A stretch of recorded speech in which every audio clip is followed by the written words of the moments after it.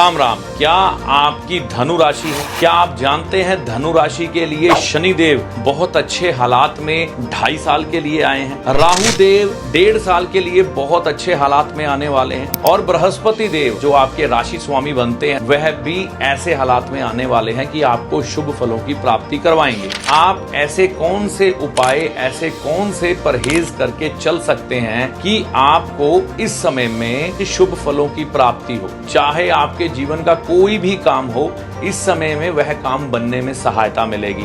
अगर आपको ऐसा नहीं हो रहा है, कामों में रुकावट ज्यादा आ रही है, तो यहाँ पर बृहस्पति राशि परिवर्तन के साथ ही कुछ एक परहेज, कुछ एक उपाय करके चलें, जो कि करने से आपको भूमि, मकान, वाहन के सुख मिलेंगे, रिश्ते बेहतर होंगे, जीवन में धन प्राप्ति के अवसर प्राप्त होंगे। कि अगर आपकी धनु राशि है तो आइए जानते हैं आपके लिए ये विशेष जानकारी।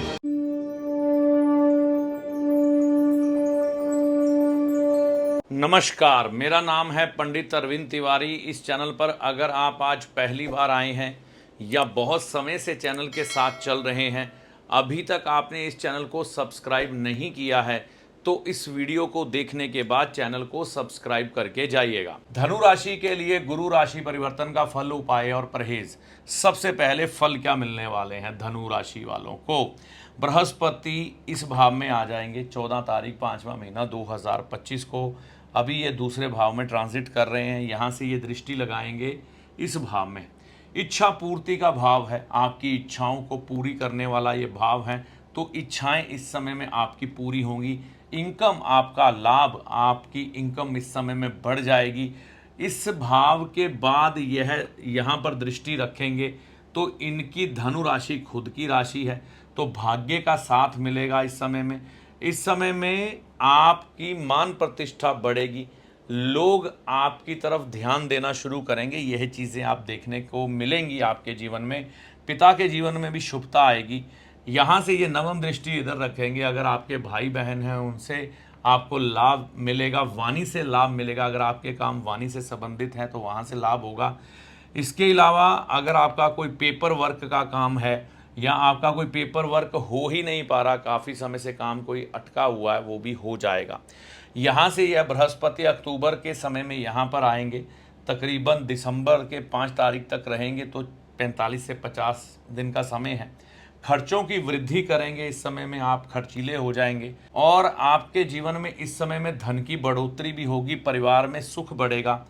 वाहन खरीदने की तरफ आपका ध्यान जाएगा और वाहन आप लेने की तरफ बढ़ेंगे भी इस समय में। इस समय में आपको मकान के लिए भी प्लानिंग करेंगे, भूमि के लिए भी प्लानिंग करेंगे और आगे जाके लेंगे भी आप वाहन और भूमि खरीदने के योग बनेंगे। तो मुख्यतः यह फल आपके लिए यह बृहस्पति लेके आ रहे हैं। इस बृहस्पति ग्रह की शुभता को बढ़ाने के लिए कौन से छोटे छोटे उपाय हैं जो आप करके चल सकते हैं जिससे कि बृहस्पति ग्रह की शुभता और बढ़ जाए? सबसे पहले उपाय से बड़ी चीज़ होती है परहेज। अगर आप परहेज कुछ खास करते हैं तो आपको काफ़ी लाभ होगा। तो परहेज के तौर पर पहला उपाय और परहेज मिश्रित है, भगवान शिव के भक्त बने। भगवान शिव की भक्ति अगर आप इस समय में करते हैं, शिवालय जाते हैं, भगवान शिव का अभिषेक करते हैं तो बहुत लाभ होगा। अपने पुराने वस्त्र या छोटे हो गए वस्त्र आप इस समय में दान करने से बचें। 1 साल के लिए ये फैसला टाल दें। पखंडी साधु आपको सड़कों पर मिलते हैं जो भीख मांगते हैं और छल करने की कोशिश करते हैं, तो ऐसे पखंडी साधुओं से इस समय दूर रहें, बच के चलें। घर में टूटी हुई छतरी नहीं होनी चाहिए, यह बहुत ख्याल रख के चलें। शंख घंटी ना खरीदें, 1 साल के लिए बजाने वाला शंख ना खरीदें, पूजा करने वाली घंटी ना खरीदें तो बेहतर होगा। उपाय के तौर पर केसर का तिलक आप अपने माथे पे गुरुवार के दिन सुबह के समय शुरू करें, तकरीबन 8 बजे से पहले पहले, सूर्य उदय होने के बाद और 8 बजे से पहले पहले लगाना शुरू कर दें। बृहस्पति के शुभ फल मिलेंगे। सोने की चेन आप अगर आपके पास है तो गले में ज़रूर धारण करें, आपको लाभ होगा।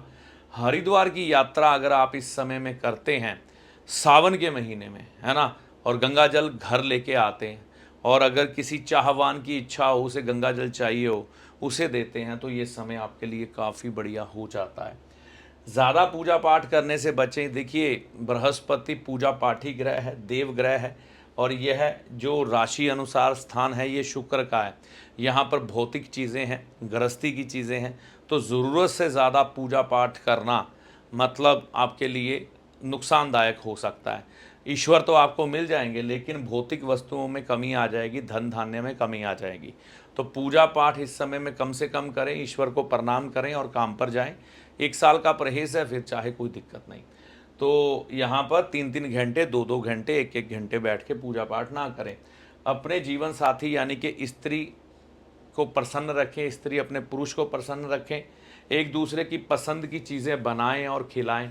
हो सके तो घूमने भी जाएं, तो ये बहुत बढ़िया हो जाएगा। ये छोटी छोटी जानकारी आपके इस बृहस्पति ग्रह को बढ़िया कर सकती है और इससे शुभ फल प्राप्त करवा सकती है।